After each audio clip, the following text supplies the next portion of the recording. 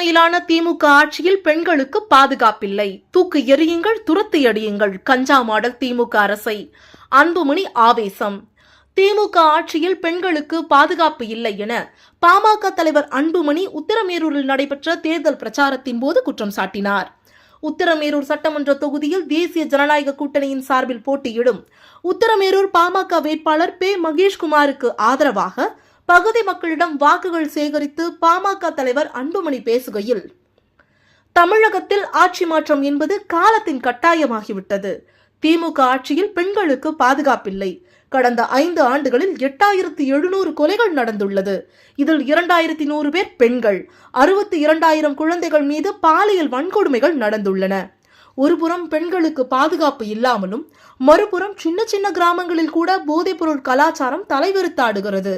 மதுவிலக்கு கொண்டு வருவோம் என்று கடந்த தேர்தலில் சொன்னார்கள்.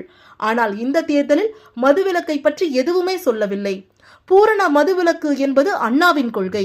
அவரது கொள்கைக்கு எதிராகவே திமுக செயல்பட்டிருக்கிறது. கடந்த 5 ஆண்டுகளில் திமுக செய்த ஊழல் 60 லட்சம் கோடியாக உள்ளது. இதற்கு தெளிவான புள்ளி விவரங்கள் என்னிடம் இருக்கிறது. ஆதாரபூர்வமாக நிரூபிக்கவும் தயாராக இருக்கிறேன். கடந்த 5 ஆண்டுகளில் தமிழகத்தின் கடன் 5 லட்சம் கோடியாக உள்ளது. அதிமுக ஆட்சி அமைந்தவுடன் உத்திரமேரூரில் மருத்துவக் கல்லூரி, சட்டக்கல்லூரி கொண்டுவரப்படும் என பேசினார்.